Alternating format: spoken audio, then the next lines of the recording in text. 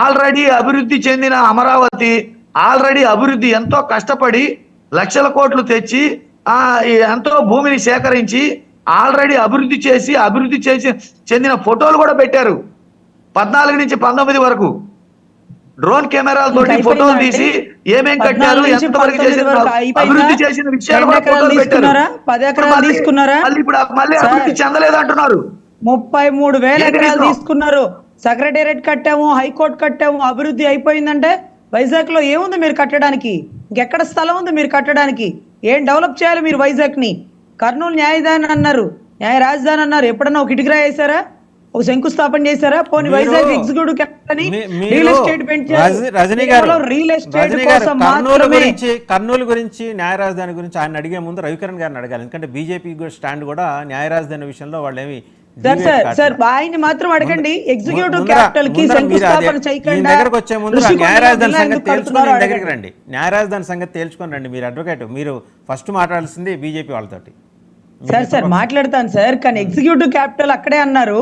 ఋషికొండలో villa కడుతున్నారు, కానీ executive capital కి ఏమి సంబంధించి ఒక ఇటుకరాయిలో వేసి ఒక భారతీయ సిమెంట్ బొచ్చుడు భారతీయ సిమెంట్ వేసి శంకుస్థాపన చేయలేని దౌర్భాగ్య పరిస్థితి సార్. ఎగ్జిక్యూటివ్ క్యాపిటల్ మేము ఒప్పుకుంటాం, ఏది కట్టింది ఏది?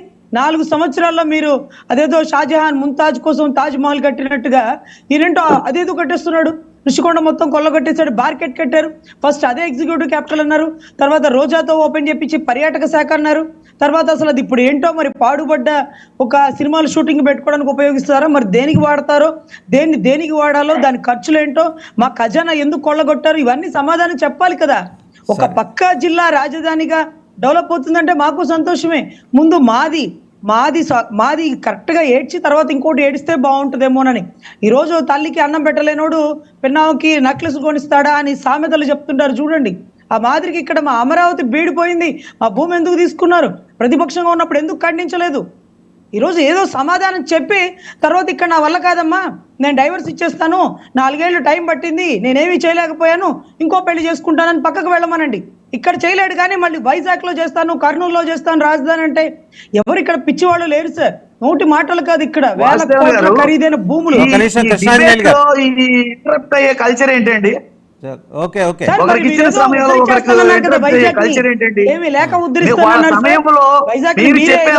మాట్లాడలేదు ఏంటి అసలు ఇది? సరే, ఒక క్విక్ గా మీరు మాట్లాడండి. కృష్ణాంజనేయులు గారు కంక్లూడ్ చేస్తారు. ఒకసారి క్విక్ గా మీరు మాట్లాడండి. ఇప్పుడు రాజధాని వాళ్ళు చేసిన దానికి ప్రజలే, తాడికొండ ప్రజలే కదా తీర్పిచ్చారు, మంగళగిరి ప్రజలే కదా తీర్పిచ్చారు, గుంటూరు ప్రజలే కదా తీర్పిచ్చారు, విజయవాడ ప్రజలే కదా వాళ్ళు ఏం చేశారనే దానికి ప్రజలు తీర్పిచ్చారు. మళ్ళీ తీర్పుకి వెళ్తున్నాం కదా, మసిపూచి మారేడుగా చేసినట్టు ఈ వంకరగా రైట్. ఓకే, రజనీ గారు ఆయన కంప్లీట్ చేయండి. మనకు టైం కూడా లేదు, మళ్ళీ కృష్ణాంజనేయులు గారు కూడా మాట్లాడారు. రైట్. ఇప్పుడు ఒకసారి 19లో తీర్పిచ్చారు, ప్రజాభిప్రాయం ఏంటో చెప్పారు, వాళ్ళు ఏం చేశారు అనే దానికి వాళ్ళు తీర్పిచ్చారు. మళ్ళీ 24 తీర్పు కోసం వెళ్తున్నాం, తీర్పు ఇస్తారు. ఈ వంకరగా